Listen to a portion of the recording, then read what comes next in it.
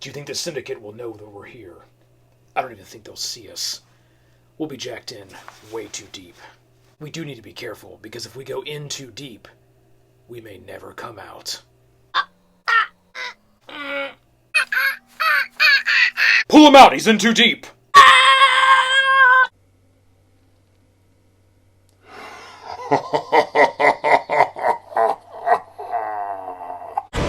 Join the team. Hey, team! Smokey, no! Hey, team, this is McGuire Review, and we are going to be taking a look at a brand new game from Burnt Island Games called In Too Deep. And it is currently on Kickstarter right now. You can see there is quite a few things going on here in this game. This is a prototype edition of the game. It is full-scale prototype in every way you can possibly imagine. So please don't judge on the cardboard quality or the printing. It's total prototype. But you can go check out the Kickstarter right now and just see what this game has to offer from a production perspective. It's looking really good. You can even get some cool miniatures to replace your criminals in the city as well. Now, in this title, you are working to foil the plans of the Syndicate.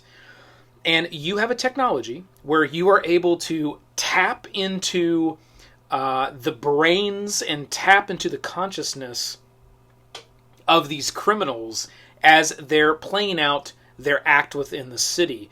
And you aren't necessarily controlling them, but you are kind of giving them little nudges one way or the other.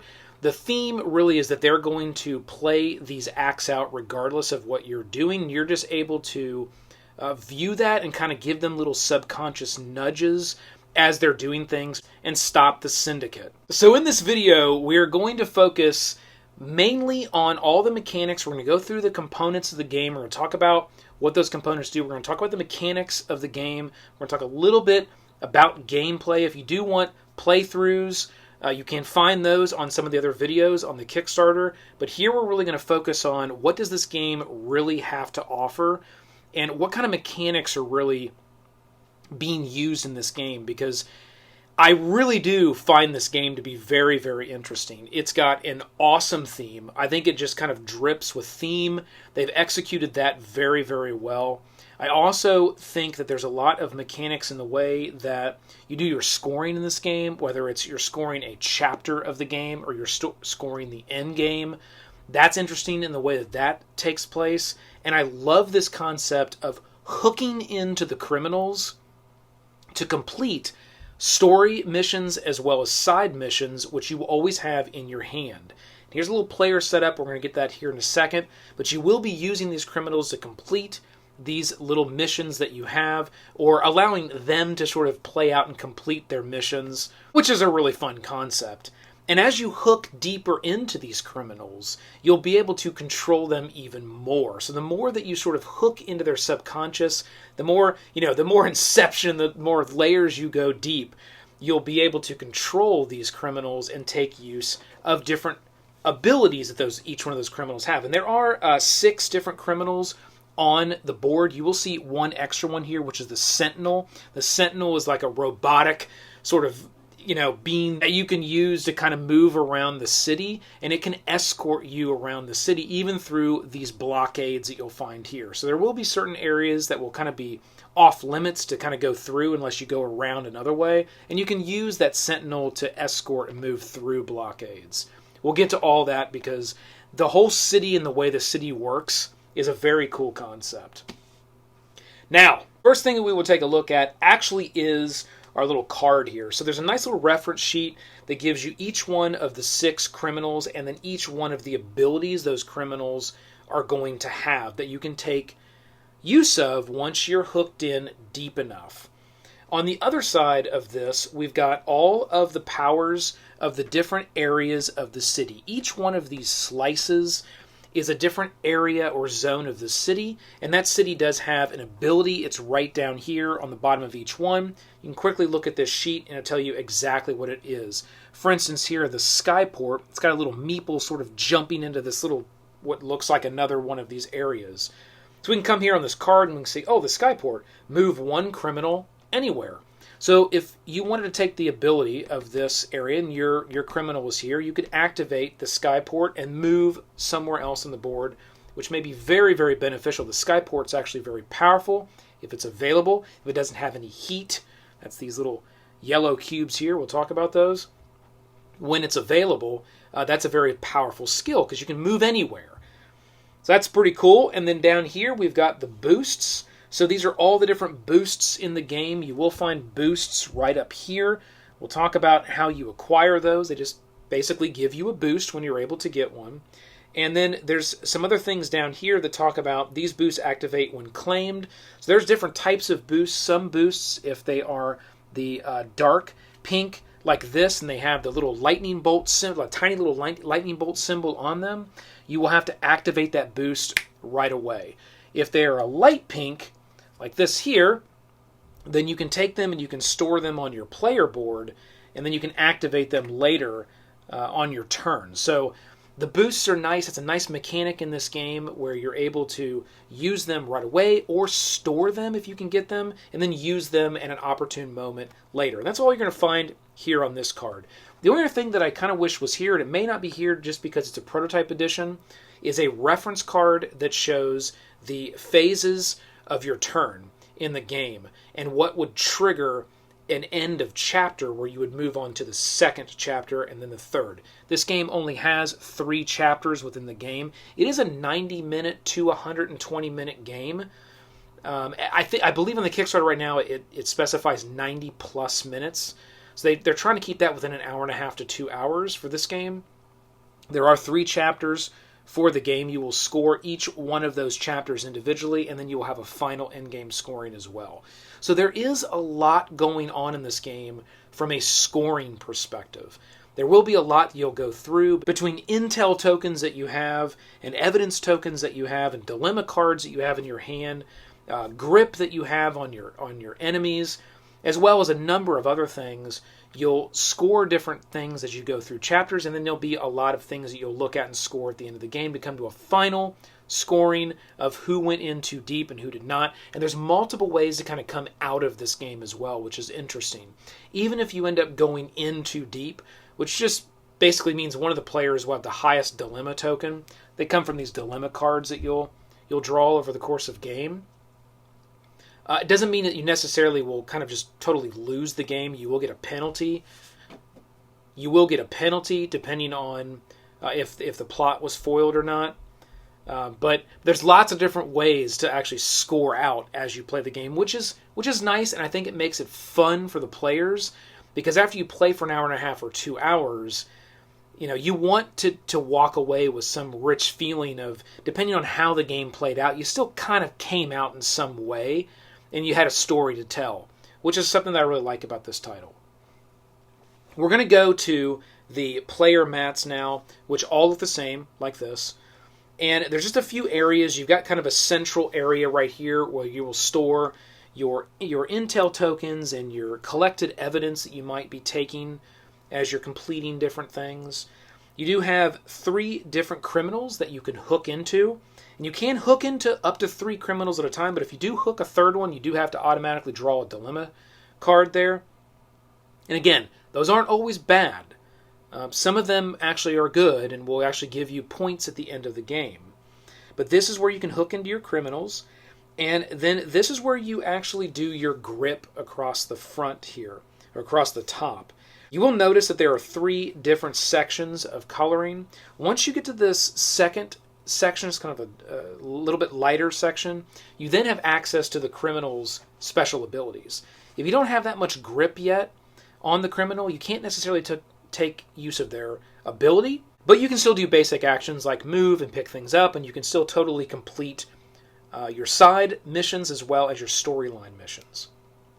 Once you get into this area here, that's something called a Stanima Grip. So you're gripped so tightly into that criminal that you can actually spend some of that grip for extra actions. So you're in so much control of them that they're playing out their stuff, and then you're just like, you know what, you're going to do one more thing. You're going to move over into this area of the city, or you're going to pick up this extra piece of tech, because we need that for a future storyline mission that we need to complete.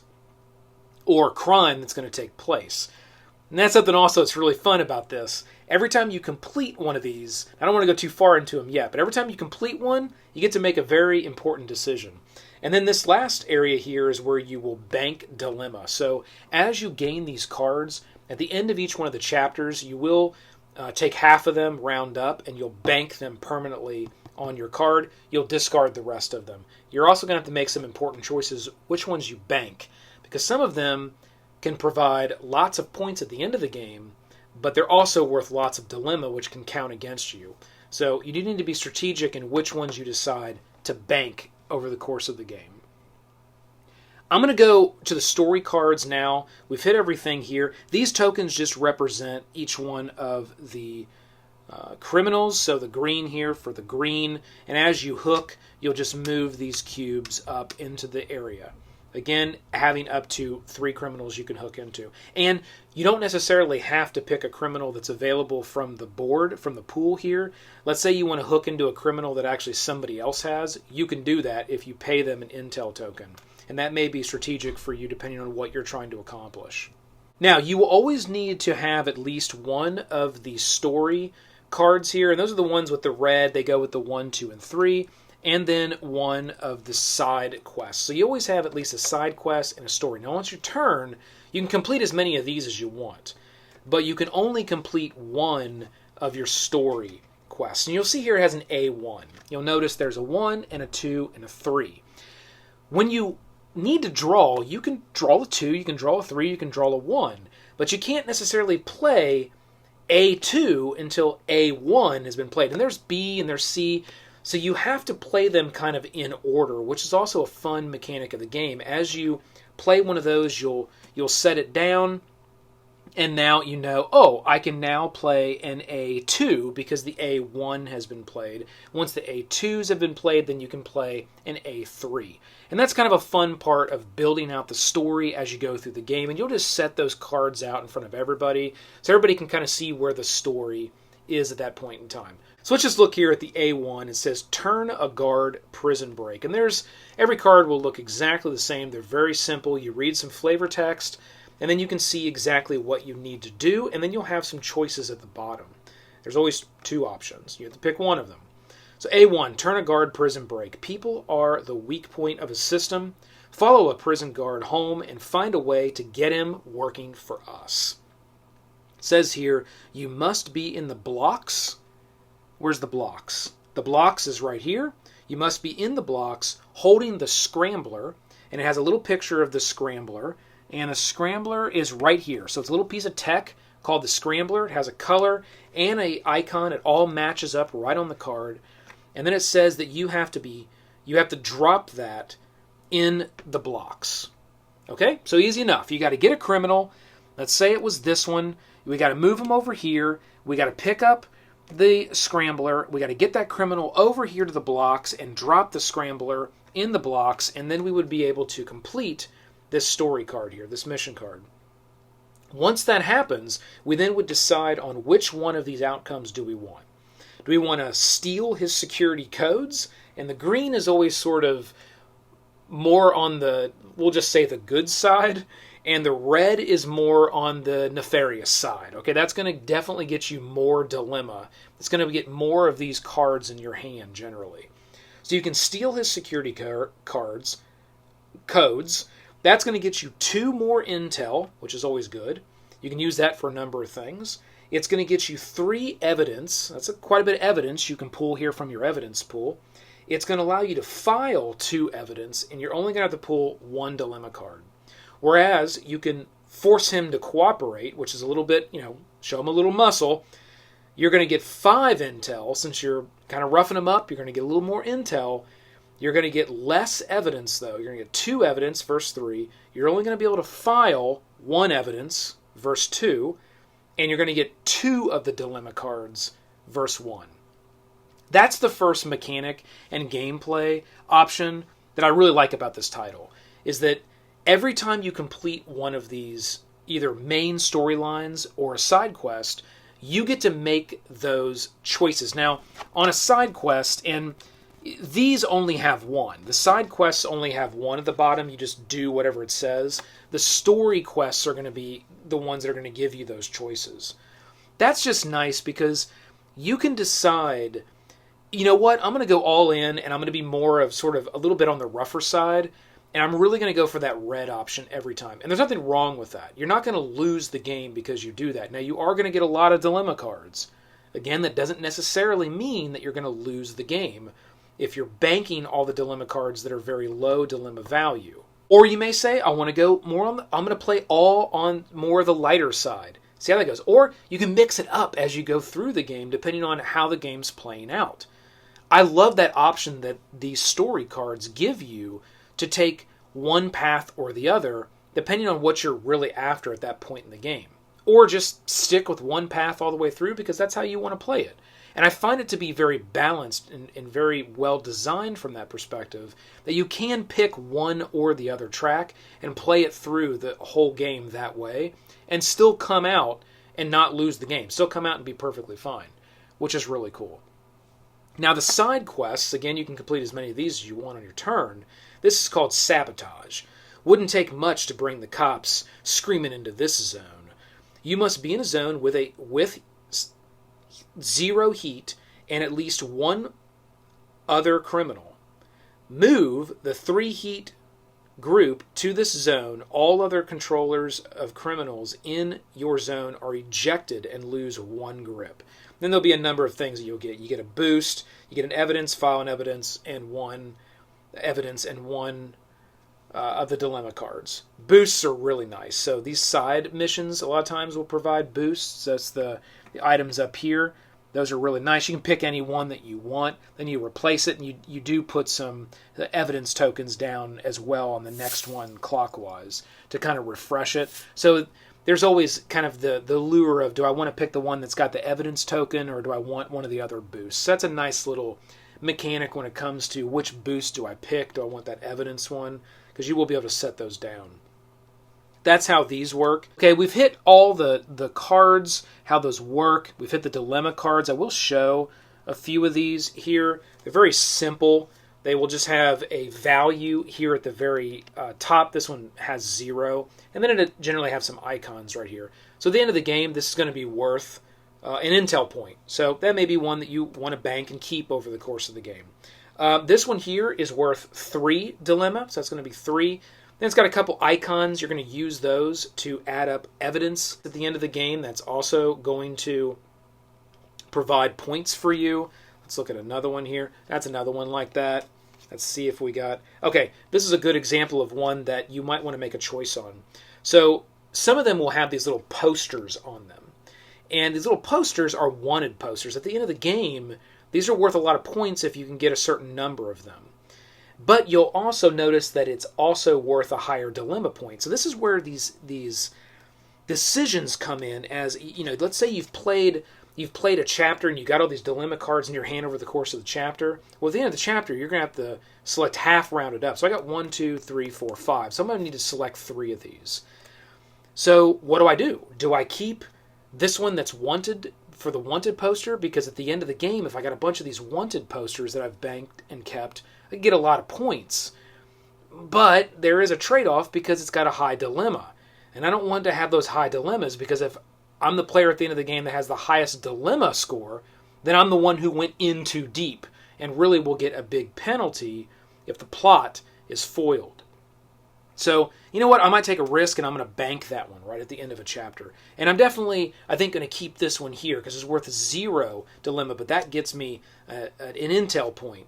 And then, you know, I may decide which one of these other ones. So that's kind of how the mechanic of these dilemma cards will work and how they'll function. And that as a player, you have to make that decision of if you want to keep that card or not at the end of each chapter. And I like that they force that mechanic. I like that they force that concept that you have to decide as a player to either keep these or not. And there's almost a dilemma in which one that you want to keep. It isn't just like, oh, this one sucks, this one's good, this one sucks, this one good. They all can suck and they all can be good at the same time, and you have to decide based on your play strategy or how things are going, which ones you're going to go with. So there's a little bit of a risk there.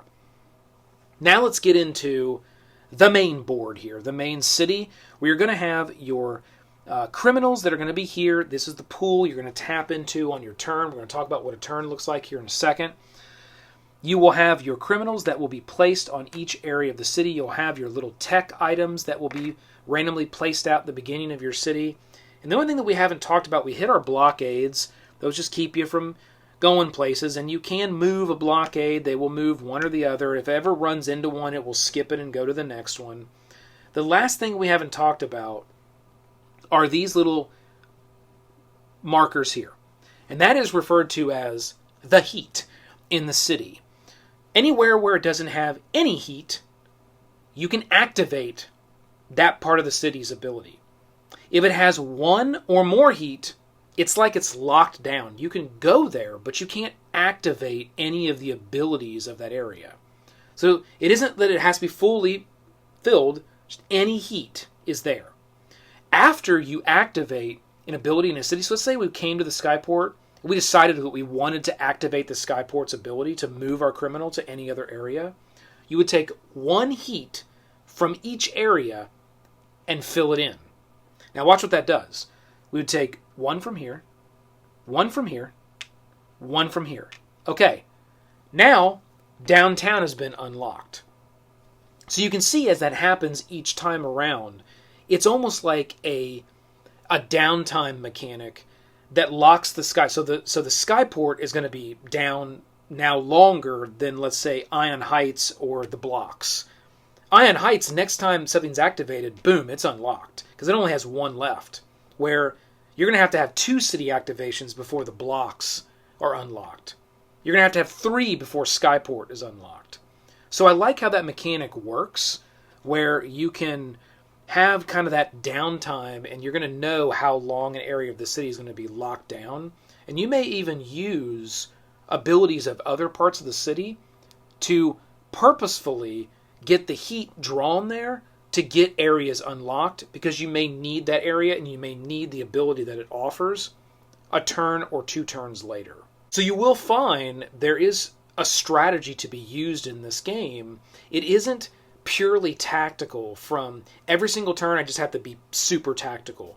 You can use a lot of strategy turn to turns to play out and execute your side quests and your full storyline missions.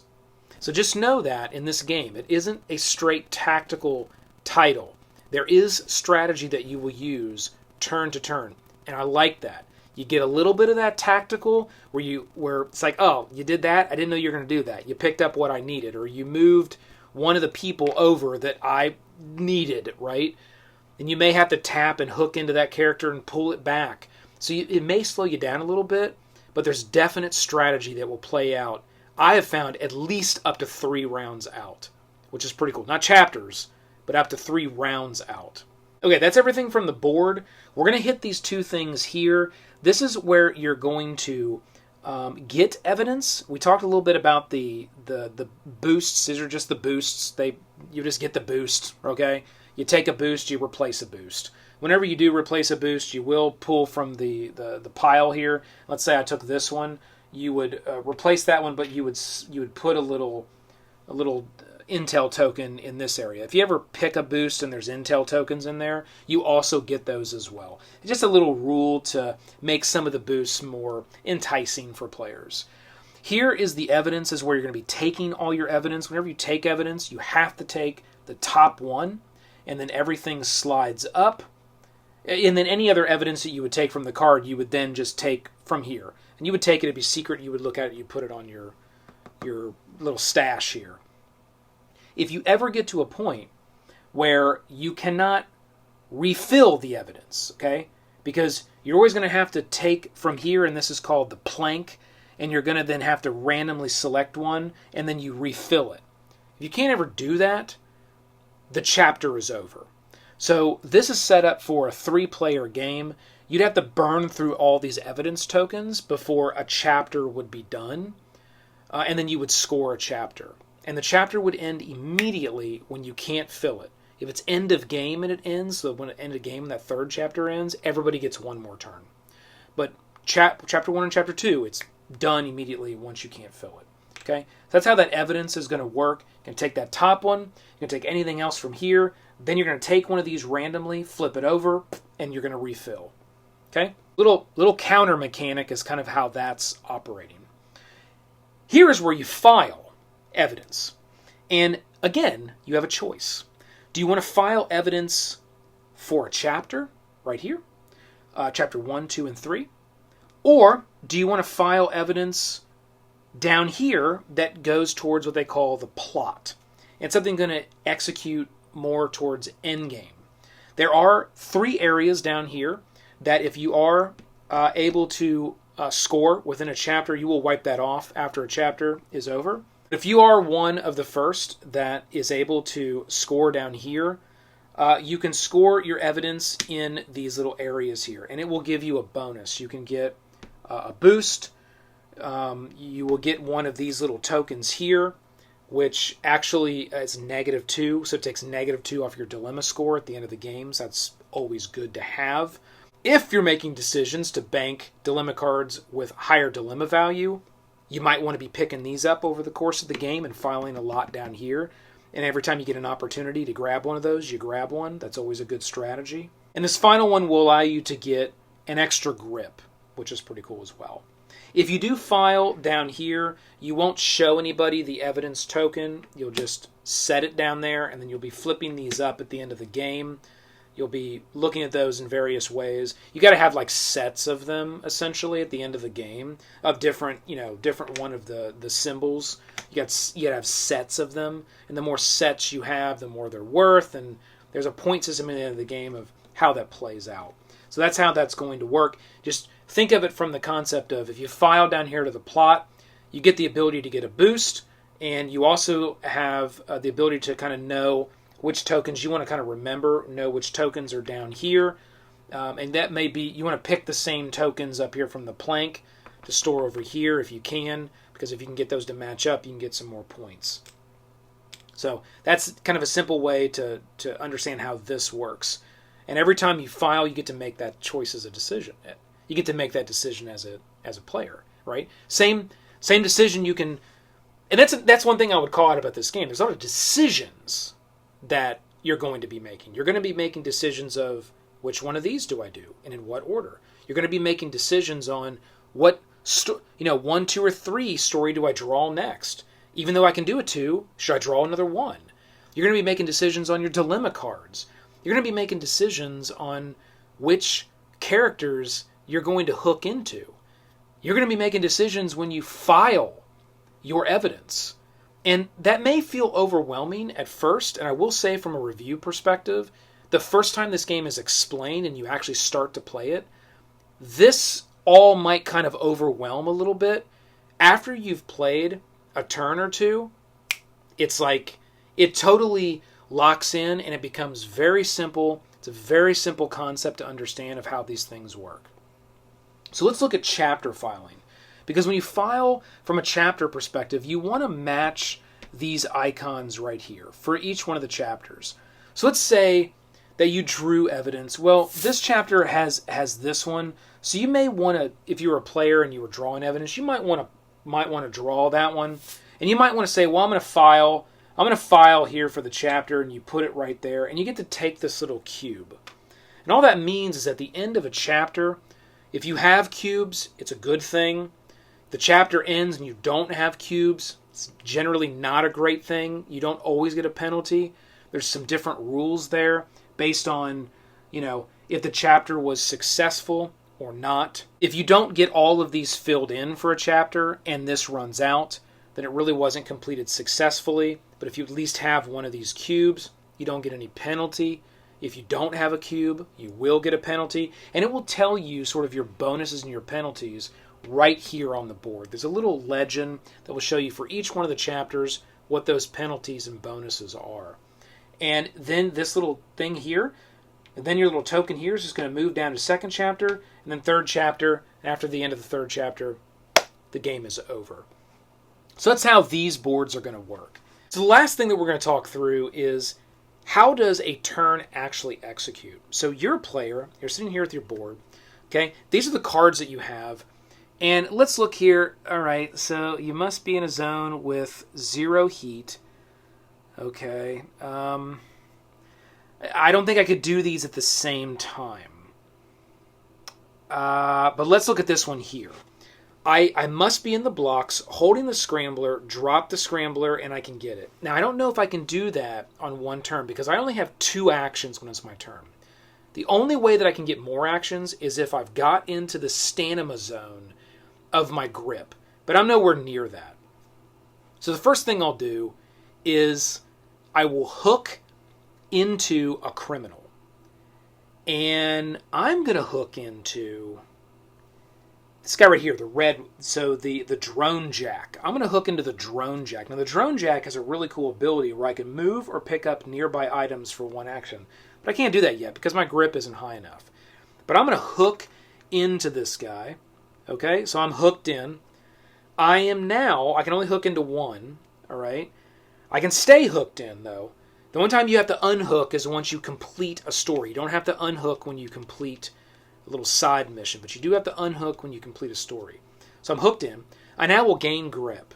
So I will go to my red cube, and I will gain a grip. Okay? I'm right here. Now I'd have to go up 2 more grip to be able to execute abilities. But that's all I want to do. Now I can execute actions. And I can do a number of things. I can move, I can pick up items, I can actually gain grip. I can gain another grip for an action. I can just gain 2 grip and make that my 2 actions. And on my next turn, I would have access to his special ability. But I don't want to do that. I'm going to use 1 action to move him over to the skyport. And then I'm going to use my second action to pick up the scrambler. Because here it says, you must be in the blocks holding the scrambler, drop the scrambler.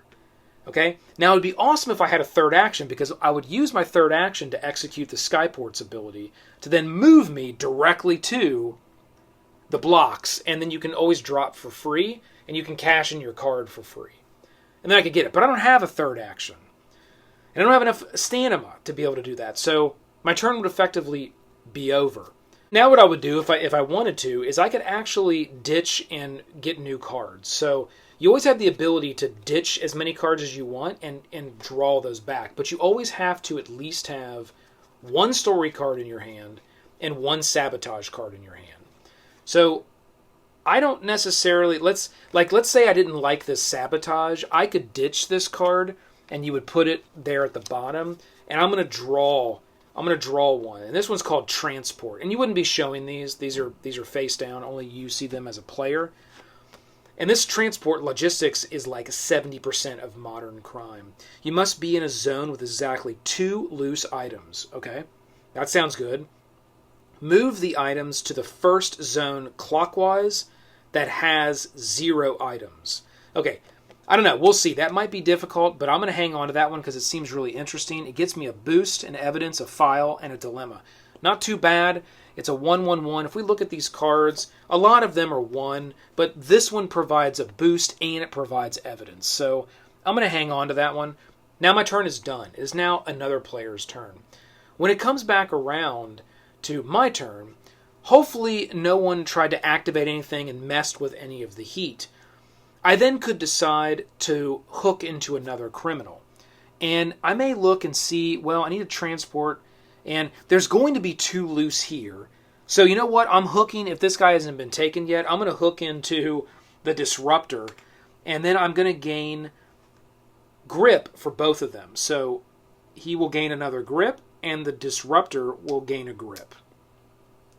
All right? And now I have 2 actions. Now, I'm hooked into 2 criminals. Those 2 actions can be split amongst the criminals that you're hooked into. They don't have to be dedicated to one or the other, which gets really interesting the further you get in this game, because once you get these way up here, now you can start taking more actions and spending grip to do that.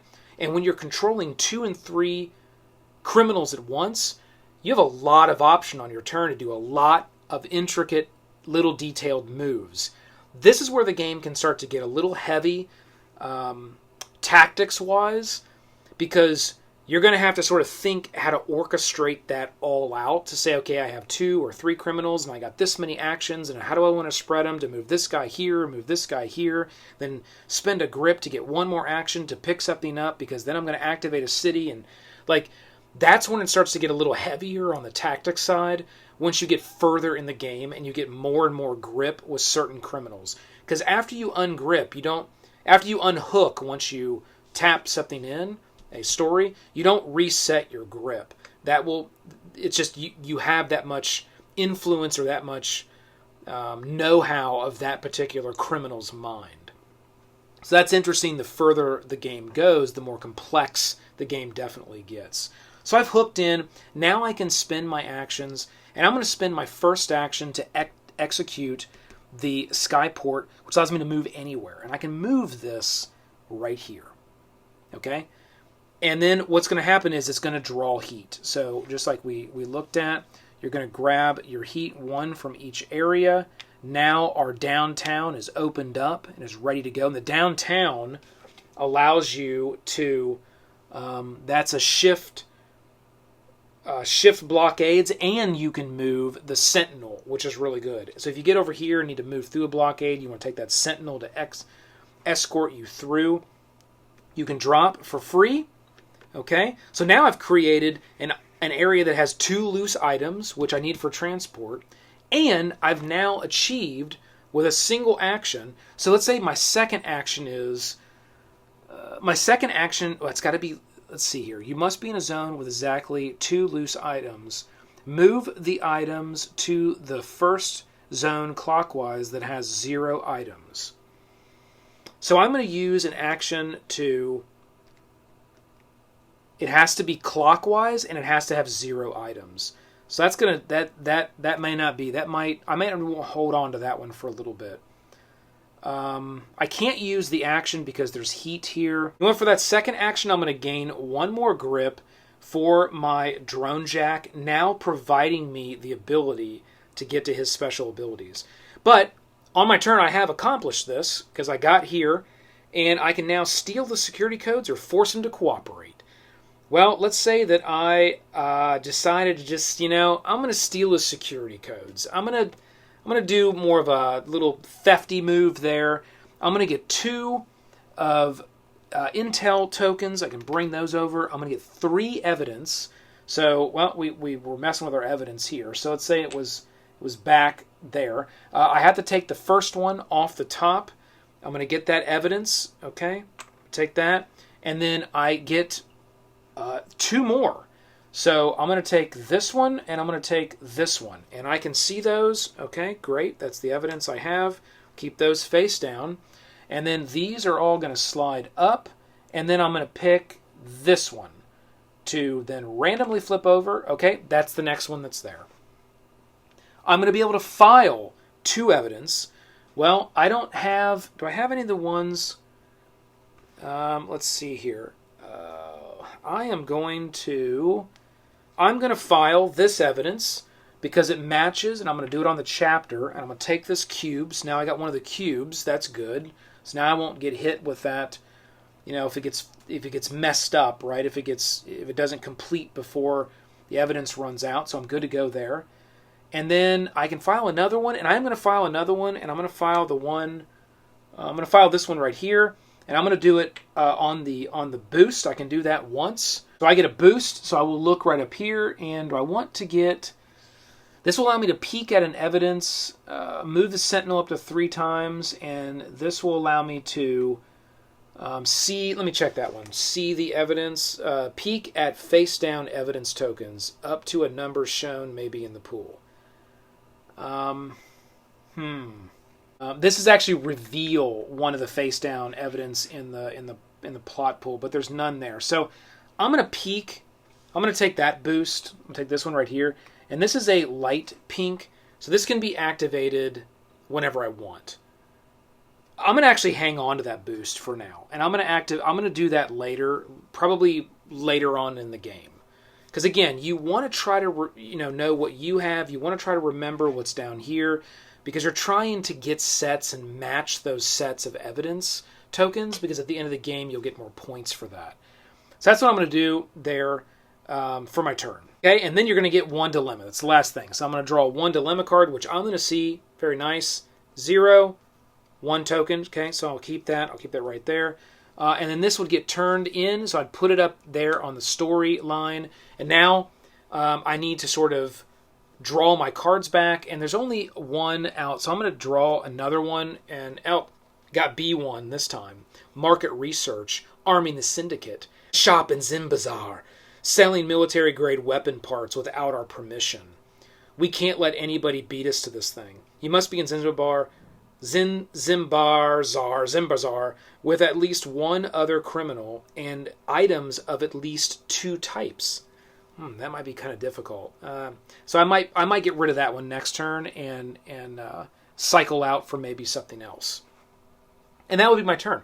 That's how the game works. So you can see that don't let the game fool you from the perspective of most of the things that you have to achieve here on these cards are pretty simple tasks.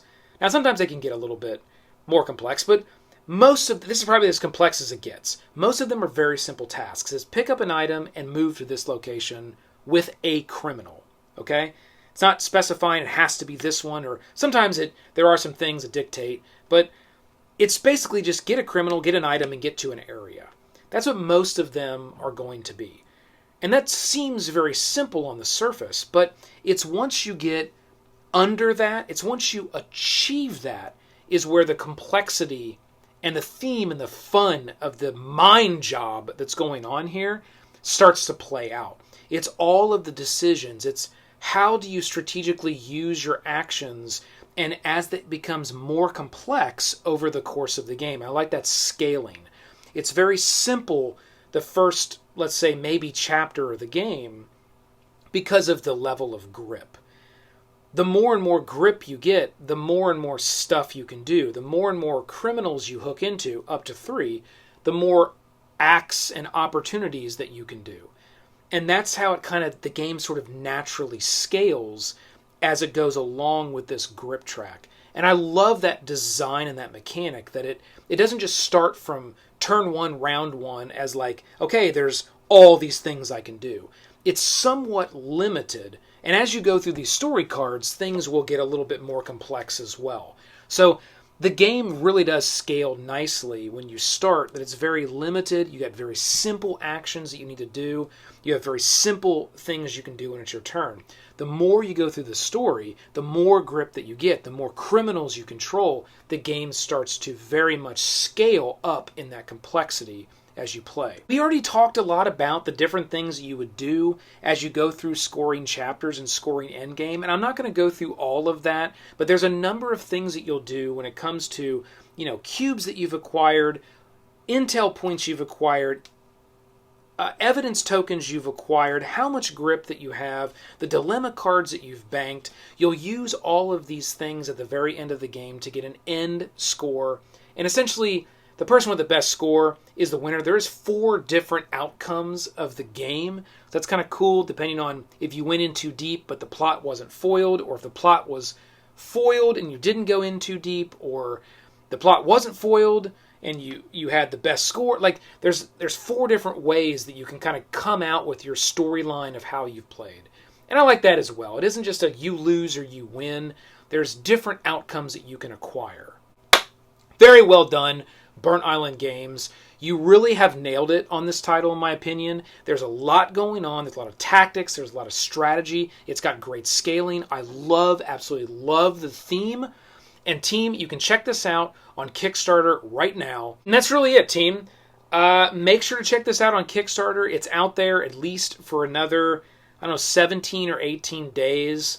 I think it's priced pretty well. You get some little cool miniatures to represent your stand-ups here, and some other goodies to the Kickstarter. But I definitely think this is one of these games where if you've got a gamer group where you're thinkers, you like the strategy and the tactics, you like the sort of you don't know what I've got, this theme really reaches you, then I think this is a definite buy. I think this is a definite game that you're going to enjoy.